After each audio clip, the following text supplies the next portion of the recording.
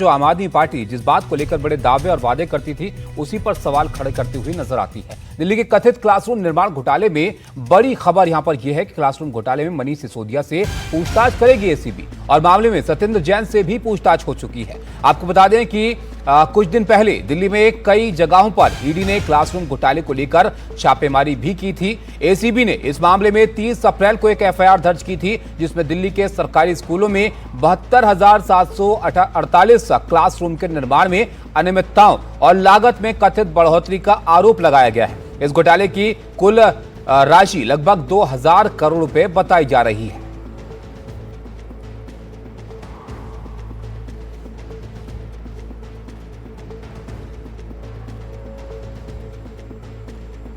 दिल्ली में शानदार स्कूल बने, शानदार पढ़ाई हुई, दिल्ली में शिक्षा में बहुत शानदार काम हुआ, ये सारा देश जानता है। लेकिन भारतीय जनता पार्टी राजनीति से प्रेरित होकर अपनी एजेंसियों का दुरुपयोग करके इसमें एफआईआर करवाती है और फिर आज मुझे एसीबी ने बुलाया है। मैं सारी बातें रखूंगा एसीबी के सामने, लेकिन मैं यही कहना चाहता हूं कि पूरी तरह से राजनीति से प्रेरित मामला है। भारतीय जनता पार्टी ने सारी एजेंसियों का दुरुपयोग करके पिछले 10 साल में हमारे एक एक नेता की पूरी ज़िंदगी खंगाल डाली, लेकिन इनको मिला कुछ नहीं है। केवल और केवल फर्जी एफआईआर करते हैं और फर्जी एफआईआर में फिर केस चलता रहता है। होना इसमें भी यही है, कहीं कुछ निकलेगा नहीं। तो मनीष सिसोदिया राजनीति से प्रेरित इस मामले को बता रहे हैं और कह रहे हैं कि कहीं कुछ इसमें निकलेगा नहीं, लेकिन ये आखिर क्लासरूम घोटाला है क्या जिसके आरोप आम आदमी पार्टी पर यहां पर लग रहे हैं। ये भी आपको जरा बता देते हैं। क्लासरूम बनाने को लेकर अनियमितताओं के आरोप यहां पर हैं और 2015 से 2019 के बीच का ये मामला है जहां पर स्कूलों में जो क्लासरूम बनाए गए उसमें घोटाले का आरोप लग रहा है। सरकारी स्कूलों में 2000 करोड़ के घोटाले का आरोप यहां पर लग रहा है, जिसके निर्माण को लेकर जो अनियमितताएं हैं उसका आरोप है। उस सिलसिले में यहां पर पूछताछ अब इनसे जो है की जाएगी मनीष सिसोदिया से।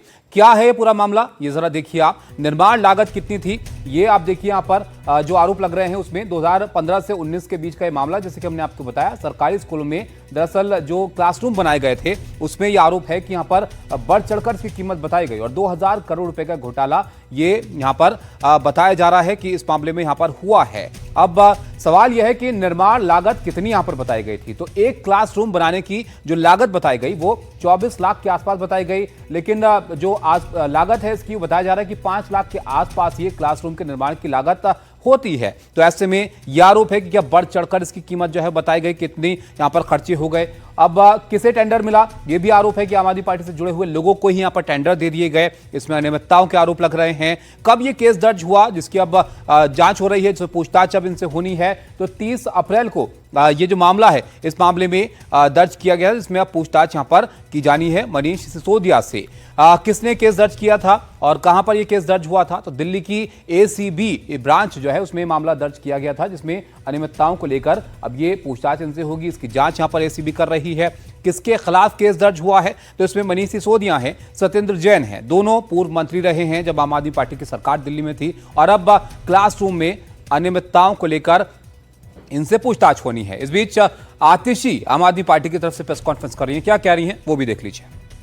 ज्यादा केस भारतीय जनता पार्टी की एजेंसियों ने लगाए हैं, लेकिन 10 साल में ED, CBI, Delhi police, ACB सबकी जांच, सबकी रेड, सारी फाइलें देखने के बाद भी आम आदमी पार्टी के एक भी नेता से 1 रुपए का भी भ्रष्टाचार का पैसा आज तक नहीं मिला है।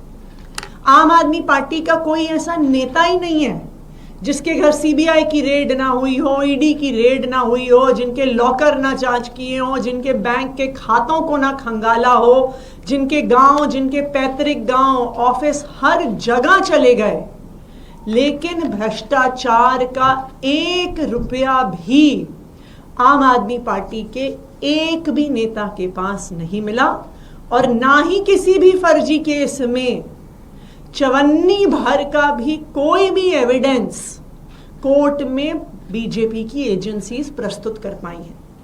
याद कीजिए तो आपने देखा यहाँ पर आतिशी कह रही हैं कि 10 सालों में तरह तरह की जांच की गई, तमाम चीजें खंगाली गई, लेकिन कुछ वहां पर मिला नहीं है इस तमाम जांच में। अनुष्का हमारे साथ हैं। अनुष्का, अनियमितताओं के आरोप हैं और यहाँ पर क्लासरूम को लेकर ये अनियमितताएं हैं जिसके आरोप यहाँ पर लग रहे हैं। अब जरा आप बताइए, कोई मनी ट्रेल यहाँ पर है इस मामले में अब तक सामने आई, जो आतिशी यहाँ पर कह रही है कि कुछ मिला नहीं है अभी तक जांच में?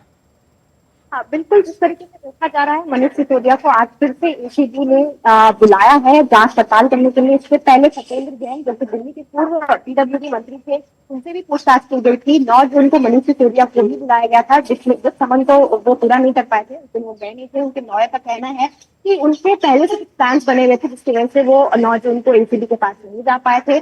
आज मनीष सिसोदिया एसीबी के पास पहुंचे हैं, वहां पर उनसे जांच पड़ताल जो है वो होनी है। सत्येंद्र जैन के साथ 5 घंटे लंबी पूछताछ की गई, जिसमें सत्येंद्र जैन ने, जैसा कि एसीबी के ऑफिसर बता रहे हैं, जो रेपिटेटिव जवाब है वो दिए हैं। लगातार सवालों के स्पष्ट जवाब जो है वो नहीं दिए। इसलिए घोटाले में बताया जा रहा है, जो कथित घोटाला है उसमें 2000 करोड़ रुपए जो है कहीं ना कहीं भ्रष्टाचार जो है वो देखने को मिल रहा है। उसको लेकर के लगातार जांच पड़ताल चल रही है एसीबी की टीमें इससे इन्वेस्टिगेशन में लगी हुई है, जिसमें भी आज मनी ट्रायल से उसको खंगालने की कोशिश जो है वो की जा रही है।